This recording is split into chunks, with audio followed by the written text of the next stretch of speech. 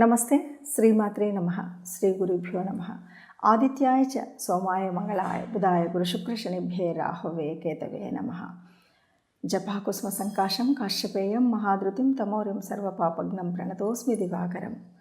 దివాకరుడి అంటే ఉన్నటువంటి మన గ్రహాలన్నీ కూడా ఆ భానుడి ఆధిపత్యంలో ఉంటూ ఉంటాయి. మరి గ్రహ శాంతి కావాలన్నా, గ్రహాల యొక్క తత్వం తెలియాలన్నా, మనం ఏ రాశిలో ఉన్నా, ఏ రాశిలో జన్మించినా కూడా మనకు ఈ గ్రహాల యొక్క అనుకూలత ఉండాలి. అలా అనుకూలత ఉంటే మనకున్నటువంటి అంటే గోచార రీత్యా కానీ, జన్మజాతకం రీత్యా కానీ ఉన్నటువంటి లోపాలు ఏదైనా ఉన్నా ఈ గ్రహాల అనుకూలతను సాధించడం కోసం మనం చేసేటువంటి ఉపాసన కానివ్వండి, లేకపోతే గ్రహ ఆరాధన కానివ్వండి, దీనివల్ల మనకు సానుకూలత లభిస్తుంది. ఇలా మనం ఈ సానుకూలతను పొందుతూనే ఒక్కొక్క రాశిలో ఉన్నటువంటి లక్షణాలు ఎలా ఉంటాయి, ఆ లక్షణాలు ఉన్నటువంటి వారు మరి ఎలా తమకున్నటువంటి చిరు దోషాలు పోవడానికి ఏం చేయాలి అని చెప్పుకుంటూ పోదాం. మీనరాశి ఇది బచక్రంలో 12వది చివరి రాశి. చిహ్నం చూస్తే 2 చేపలు మనకు కనిపిస్తూ ఉంటాయి. అంటే జలతత్వం కలిగినటువంటిది, జలంలో ఉండేటువంటి మీనాలు. ఇది మరి రాశీనాథుడు ఎవరు అంటే గురువు. రాశీనాథుడు గురువు కనుక ఇక్కడ గురువుకు సంబంధించినటువంటి భావనలే ఎక్కువగా ఉంటాయి. చక్కగా మంచి జ్ఞాన సముపార్జన కలిగి చాలా జ్ఞానవంతులుగా, వివేకవంతులుగా, ఏదైనా చూడగానే సునిశ్చితంగా దాన్ని పరిశీలించేటువంటి పరిశీలనాత్మకమైనటువంటి తత్వం కలిగినటువంటి వాళ్ళగా, ఏదైనా ఆలోచించి చేసేటువంటి వాళ్ళుగా ఉంటారు. వీళ్ళు ఈ రాశిలో పుట్టినటువంటి వారు చాలా వరకు ధనవంతులుగానే ఉంటారు. బాగా డబ్బు కలిగి మంచి ఉన్నతమైనటువంటి స్థితిలో ఉండి, మంచి హయ్యర్ అలైటెడ్ ఫ్యామిలీస్ అంటారు కదా, అట్లా పైన ఉండేటువంటి స్థితికే ఎదుగుతారు. చక్కటి గురువు కారకత్వం కనిపిస్తుంది కాబట్టి, గురువు ఉన్నాడు కాబట్టి, గురువు రాశినాథుడు కాబట్టి మీరు దాదాపుగా అందరూ కూడా ఎవరితో ఎలా ఉండాలి, ఏ విషయంలో ఎలాంటి ఆలోచన తీసుకోవాలి, ఎలాంటి నిర్ణయం తీసుకోవాలి, ఎవరితో ఎలా మెలగాలి అనేటువంటి వాటిల్లో చాలా స్పష్టమైనటువంటి భావన కలిగినటువంటి వారుగా ఉంటారు. అందరితో చనువుగా ఉంటూనే, ఎవరికి ఏదైనా అవసరమైతే వాళ్ళకి కావాల్సినవి పంచుతూనే వీళ్ళు వాళ్ళ యొక్క వ్యవహారాన్ని చక్కదిద్దుకుంటూ ఉంటారు.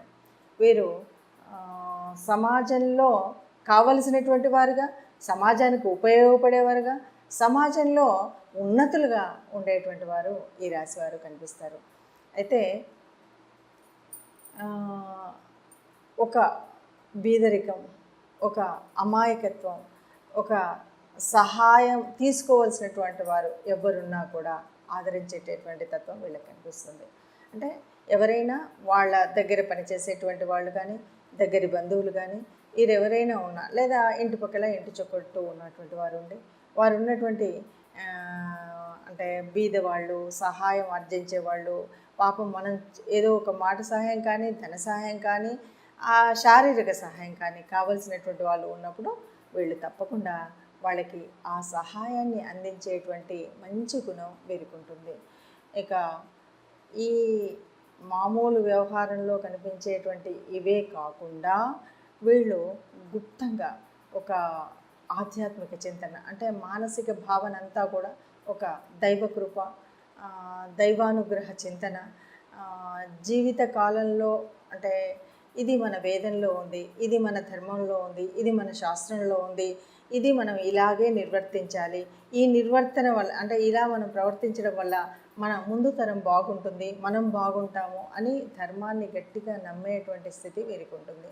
ఈ ధర్మ తత్వం ప్రచారంలో కానీ, ధర్మతత్వం ఆచరణలో కానీ వీరు ముందుగా ఉంటారు.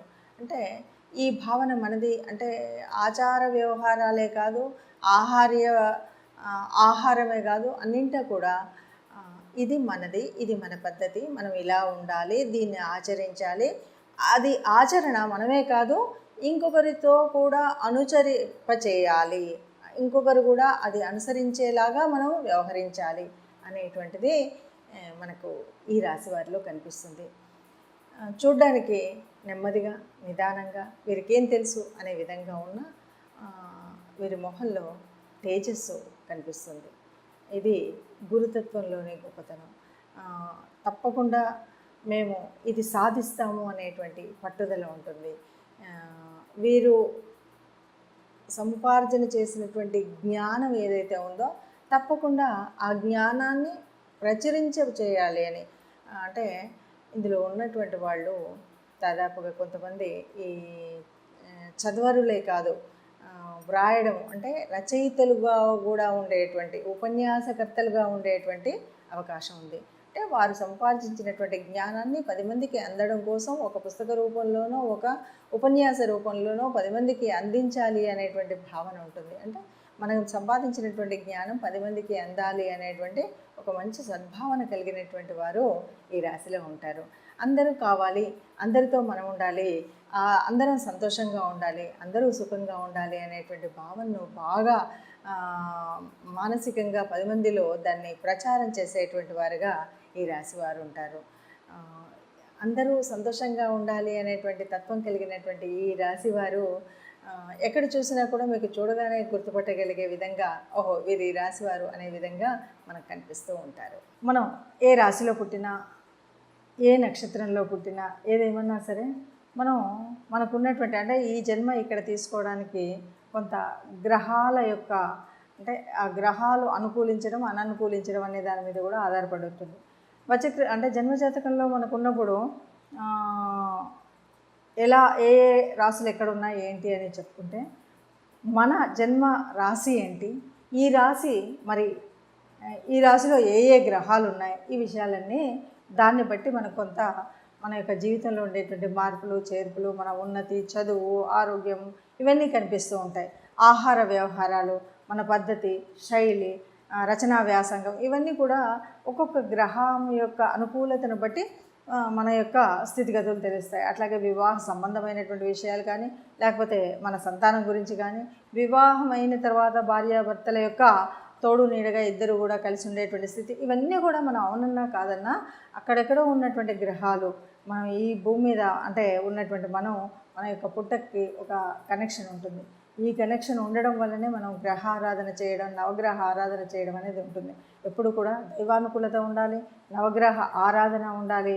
దీనికి అనుకూలమైనటువంటి ఒక్కొక్క గ్రహానికి ఒక్కొక్క అనుకూలమైనటువంటి అంటే మనం చేయవలసినటువంటివి, తీర్చుకోవాల్సినటువంటి రుణాలు కానీ ఏవైనా ఉన్నా కూడా వాటన్నిటిని తీర్చుకుంటూ మనము ముందుగా అసలు మన రాశి ఏంటి, ఈ రాశిలో పుట్టినటువంటి వాళ్ళ లక్షణాలు ఏంటి, ఈ లక్షణాలు ఉన్నాయి కాబట్టి నేను ఏం చేయాలి, ఈ రాశిలో ఉన్నప్పుడు నా రాశి యొక్క మరి ఇందులో ఉన్నటువంటి నా నక్షత్రం ఏంటి, నక్షత్రానికి అధిదేవత ఎవరు, ఏ గ్రహాన్ని నేను పూజించాలి, ఏ రకమైనటువంటి దాన ధర్మాలు చేయాలి, పితృదేవతలను ఎలా పూజించాలి, ఇలాంటి అనేకమైనటువంటి విషయాలకు మనకు తెలుస్తూ ఉంటాయి. కాబట్టి అవన్నీ చేసుకున్నప్పుడు సుఖ సంతోషాలతో, ఆయురారోగ్యాలతో సంతోషంగా మనకు ఏ రాశిలో పుట్టినా కూడా హాయిగా మేటి రాశి ఈ రాశి అన్నట్టుగా ఉండే విధంగా ఉండగలుగుతాం.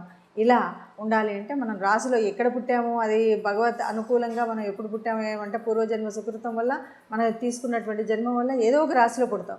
పుట్టినా కూడా ఆ రాశిలో ఏ గ్రహం ఉన్నా ఎలా ఉన్నా కూడా మనకు మిగతా గ్రహాలు ఏవి ఎక్కడ ఉచ్చనీచల్లో ఉన్నా ఎలా ఉన్నా కూడా మనం సానుకూలమైనటువంటి సవ్యమైనటువంటి జీవితాన్ని గడపాలంటే తప్పకుండా మనం ఏ రాశిలో పుట్టామో దాంతోపాటు ఏ గ్రహాలని మనం ఆరాధించాలి, ఏ దేవతానుగ్రహం పొందాలి అనేటువంటి విషయాన్ని తెలుసుకుని ఆ రకంగా మనం వెళ్ళినట్టయితే తప్పకుండా సుఖజీవనం పొందొచ్చు అని చెప్తూ శుభం భూయాత్.